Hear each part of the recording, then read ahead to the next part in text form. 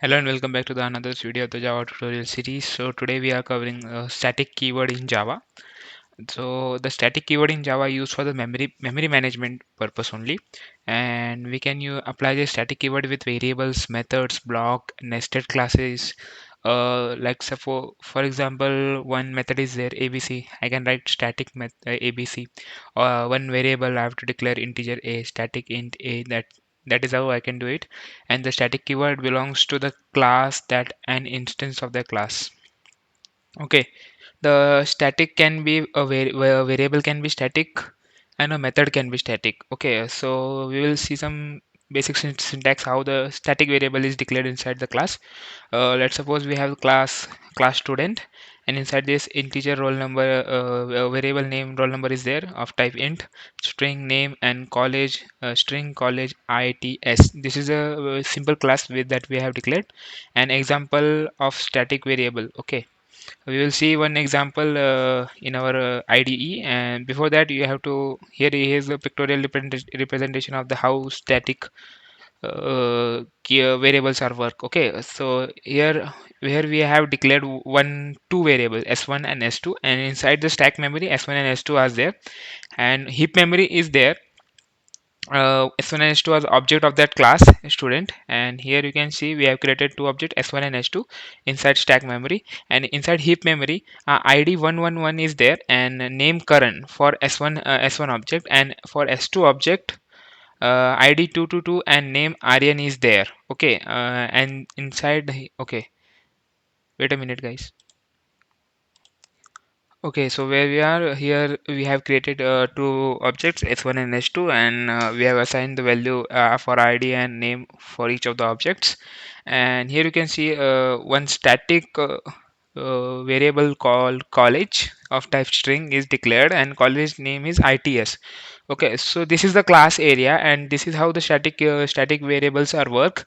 College its is assigned to both of those objects s1 and s2. Okay, and these objects are separate. The college name its is separate. This is not inside the heap memory, this is actually inside the class area. This is how the static variables work, and we will see one example of the static method so that you can understand it clearly. Okay, wait. Okay, so let's get into our IDE and see one example of the static method. Okay, so here I am inside my IDE. Let me just click here, new Java class, and I will declare it as, okay, wait, static method. Okay, and inside this I will write, let me just increase the font size. Okay, and now it, okay, so here I have declared one static method. Let me import my main method.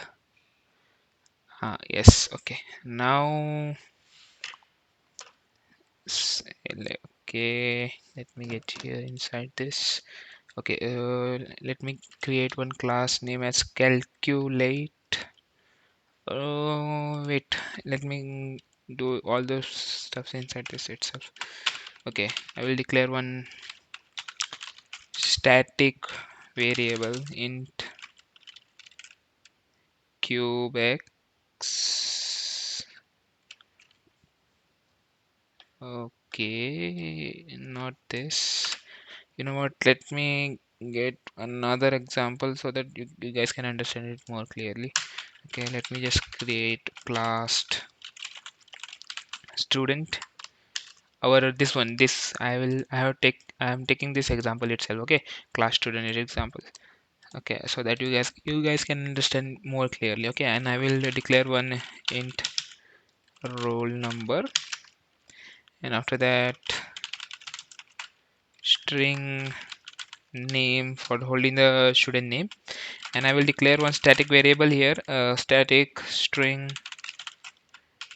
college is equal to its. Okay, I have declared it as a static, so this will be stored inside the class area, not the heap memory, and all the objects are get into the stack area. Okay, here, and after this I will write static, oops, sorry, static void change. This is one method, and I'm changing my college name to something known as, let's suppose, BBDIT. Just a random string. Okay, and here I will declare one constructor for this class.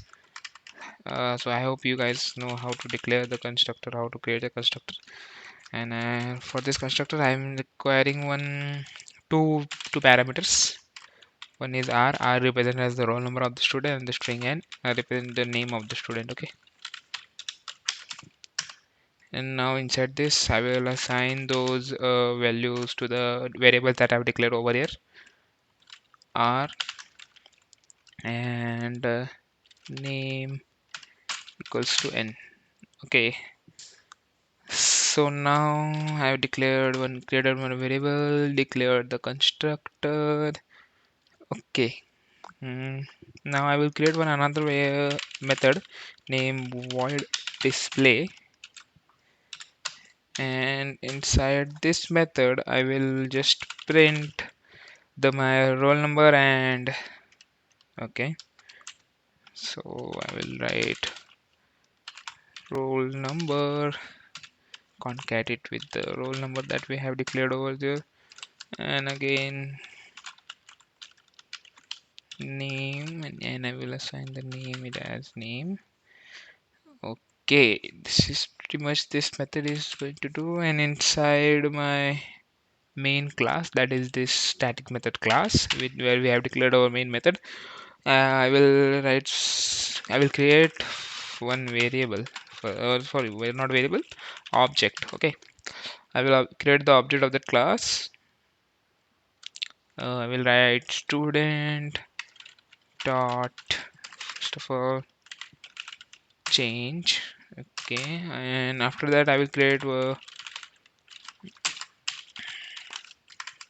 student s1. I will create first object of this class, and I have to pass two parameters, because the constructor is accepting the two parameters over here. Over here you can see one is type of string and one is type of integer. So let's suppose I'm writing 01 as my roll number of that student, and name of that student is something Harry. And I will create two more object of this class.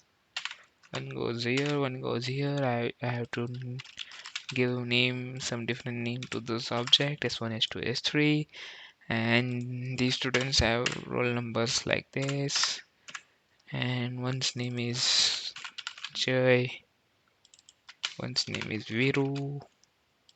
Okay, so these are the students, and I have created those variable objects also. Now I have to display the name and roll number of the students. For that I have created a separate function or the method s1 dot display, s2 dot display, s3 dot display. Okay, all these methods will called, and according to that roll number and name of the student gets printed on the console. Okay, now if I run this code, oops, sorry, I have run the previous code itself. Let me run this one.